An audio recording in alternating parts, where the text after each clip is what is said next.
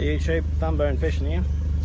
Today I'm just going to touch on the rectifier troubles you'll have encountering with a 60 or a 70 Yamaha. I'm not sure about the other brands with the rectifier system charging a dcdc to a second battery. So the rectifier system on these are just piss poor, and they struggle to maintain their own voltage or to build voltage, let alone to do a second charging system. So I can show you here now, motor running. I've used this boat on the weekend.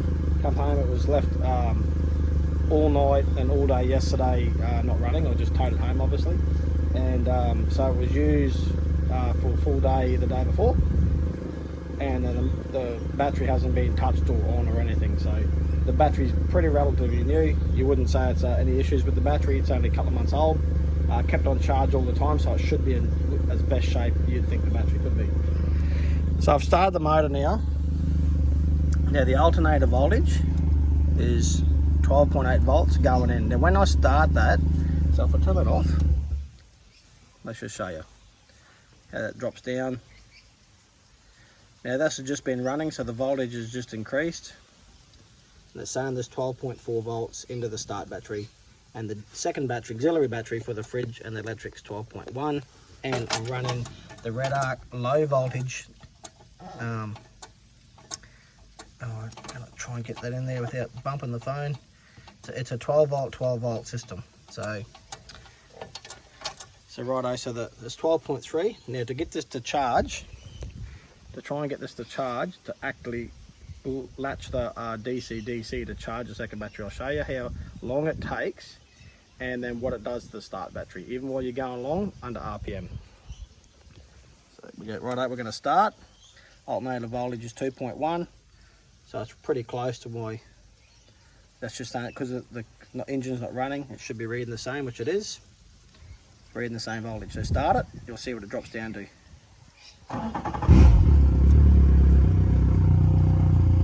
Not too bad. It normally drops down about 11 volts under thing. So now that's run at 12.3 volts. That's what the rectifier is putting in, and you'll see it slowly builds up at idle. So not very much at all at idle. Virtually piss poor. You'll see there, start batteries only remaining the same.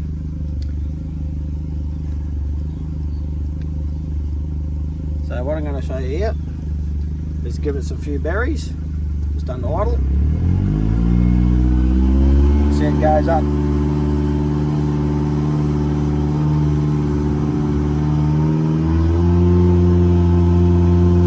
Front of it.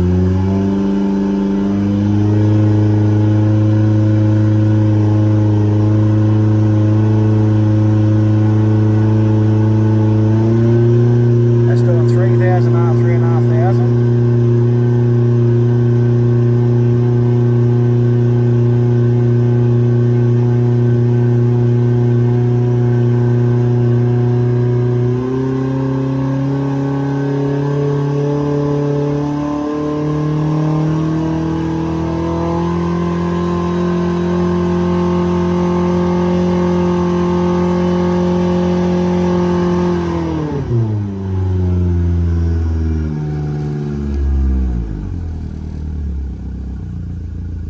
You can see that motor has not even built up enough charge at RPM to anywhere near latch that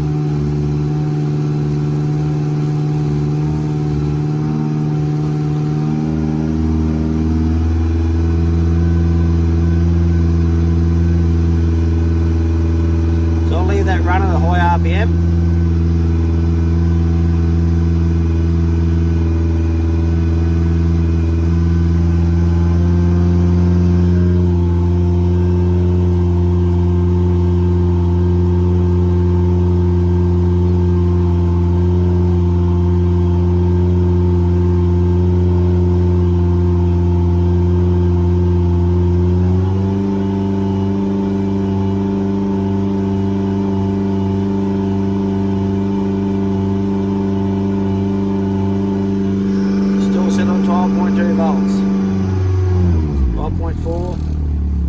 By the time it builds up that charge,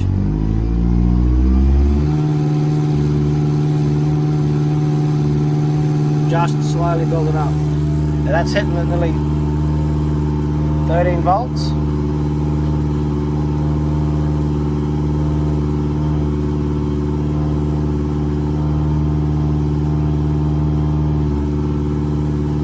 And what I'm going to get you to, what's going to happen here, once this hits up, it has to go to over 13.3 volts for that to latch. This will just, it'll just surge, it surges in, it'll surge in, out, in, out, in, out, put it in like, it goes down, then it'll back up.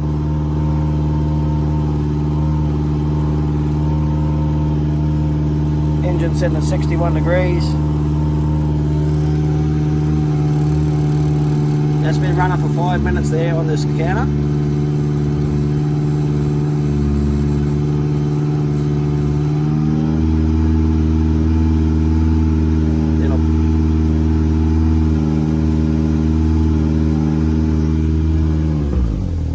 So I'm just going to let it idle. Now that just straight away, charge current just dropped down to 12.1 volts. Alright, turn the motor off. See, it starts fine, look. Battery's fine. Battery's good. Battery's only a couple months old, kept on charge.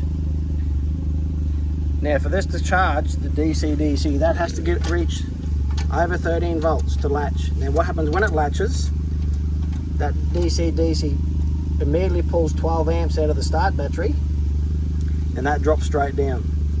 Now that only latches briefly, because once it pulls 12 amps out of the start battery, it pulls that voltage straight down and unlatches, because it goes down below the threshold. So me and Matthew got the same system. A lot of people have.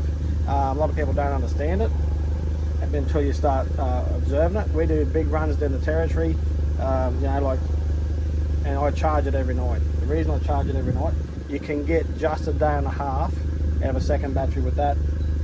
Putting it in. So once the start battery is fully charged in the morning, that charges that immediately straight away, because the battery threshold's right up.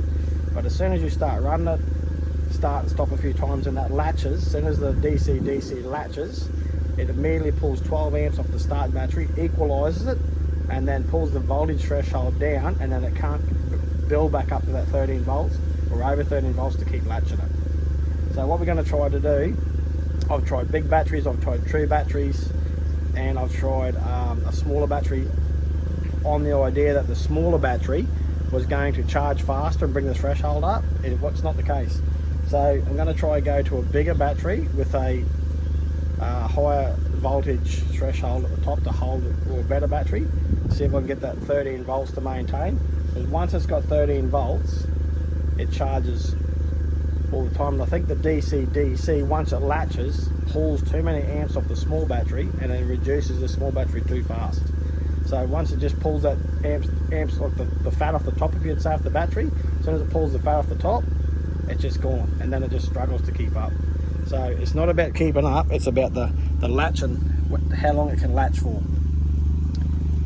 So now this has been running for 8 minutes now at idling. So it's 12.5 volts, virtually no, that's not even put in anything to bring that up to the latching at all. Has to go to high RPM. So as soon as it's revving, see if we can get up to 13.3. There we go, 13.1.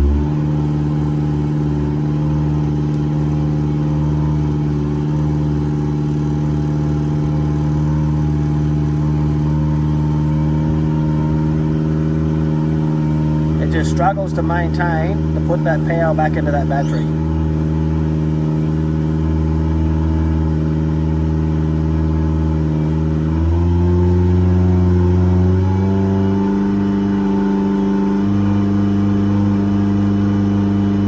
That dcdc has not even latched or even attempted or even close to latching.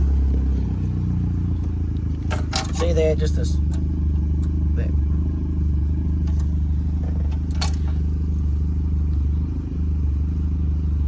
Because when it latches, it goes 13.1 volts.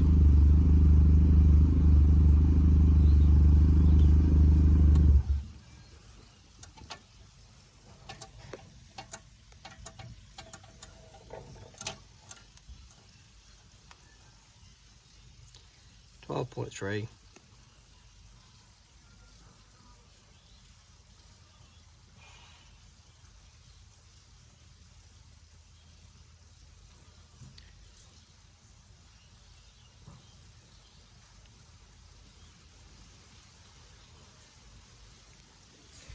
So on the end of this video, I'll go put it on charge. I'll add on this. I'll put it in the shed and I'll put it on charge, and then I'll rerun the battery to show you that when it latches straight away when it's full. So this is a problem with trying to charge a second battery in your 70 horsepower. Like I say, once that comes off charge, say it's overcharged overnight, and the voltage is like top right up from the 240 volt, it doesn't have a trouble. It only lasts for about 2 hours. Then once it gets down to this level, that's where it maintains all day. It doesn't get past that. Sometimes if you're doing a big long run, it'll take it over the 13 volts and it'll keep latching. It'll latch for about maybe 3 minutes, 5 minutes, 6 minutes, and then it'll drop back out. And then it'll latch again. Once it builds up charge, it'll latch again, then it drops back out. It'll latch again and drops back out. So realistically, thinking you're charging your second battery, you know, once the motor's running, you're probably only charging it really for about an hour and a half a day. That's all what's going into it. So, and if you're not using your electric, it's fine, but if you start using electric all day, it goes down. So I hope this helps everyone who's trying to charge your system with your 50, 60, 70 horsepower. I don't know about other brands. I imagine they got a rectifier system much the same. So I charge this every night, or I can get away with it 2 days, but it's borderline only if I don't use electric to maintain that. The start battery never has an issue, but what I found is if I hook the low voltage wire up to because I've taken the low voltage wire off the dcdc, if I hook the low voltage wire back up, that brings the dcdc in at a lower voltage. Now what that does is that then maintains the latch mechanism to a lower voltage, and then it flattens the start battery because it maintains the DC in longer until the threshold from the unlatching is lower. So it might go down to about 11 volts. Now instead of cutting off at 12.2 or 12.3, it cuts down to about 11 volts. Then the start battery then doesn't want to start the boat. It'll wind over all day long, just wind, but it will not start. It just winds over because the actual threshold then to start the ECU to fire the injectors is below the threshold, and it'll wind the starter motor but doesn't crank the injectors. So then you'll say, what's wrong with it? It's winding over fine, but it won't go. Matthew had that exact scenario on his 70 with the Hornet disc brake. It was winding over, so he's also having trouble trying to get a system that works. He's also playing with his every time he goes out. And then he ended up hooking it to his start battery, so it eliminated the dcdc to see if the start battery would keep up with the fridge and the electric motor, and by the end of the day the voltage was dropping down because he was using both as well. So we're going to try run a bigger battery that has more latching ability to hold longer, to charge longer, and to maintain the 13 volts or over 13 volts. So I'm thinking another option I'm going to have to do maybe is maybe go lithium on the second battery, because it doesn't drop down, it'll maintain the 13 volts on the receiving end, maybe a bit longer, not on the start battery, and maybe that'll it'll top it up faster being lithium than having to try and force in a slower, because I don't know if this lead acid one as I got, it's a good brand battery, it costs $400, but whether it can absorb the 12 hours, like 12 amps quick, or it just sort of struggles to take it. Like I know with the lithiums in the car, they just suck up whatever they can get instantly, and whether the AGM I got there takes a while to actually absorb the 12, or it takes longer to charge the 12. So don't know, I'm just trying to work out the best scenario. I've had this boat for years and it's always been a little thing in the background, that's why I just charge it every night.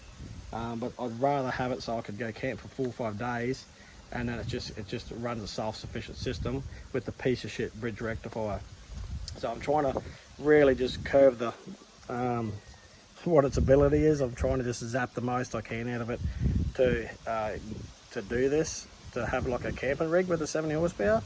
So not that I do that much anymore, but I want the ability to not have to charge it every night if I don't have to. So if I just leave the boat in the water for situations. So when I've had other rivers, I've had to put the boat in the water and leave it overnight. I've actually had to have a second generator, which I plug and drop in the boat, and I just charge it overnight to maintain it, because once everything gets down, once all the voltage on every battery gets down, you can't bring it back unless you use 240 charger.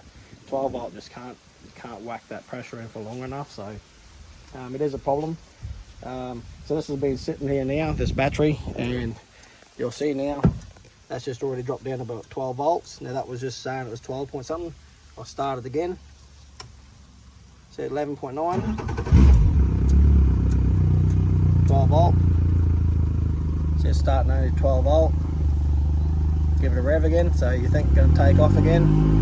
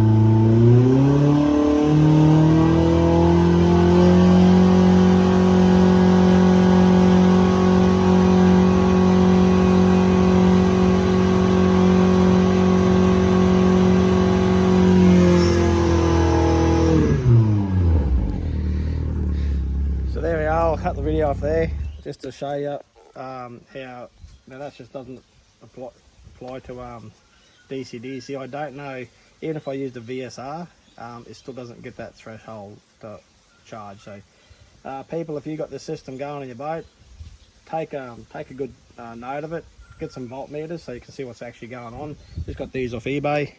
They're just great little ones. Just put one on the start battery, one on your second battery, really let you know what's going on. They're just cheap. And yeah, I can see what's going on in the alternator. Matthew's brand new 7, he's got 100 hours on his 7, it's brand new, so it's not my rectifier. The battery's new. I've been through that. If you watch my channel, I've been through that many batteries, so it's always the same.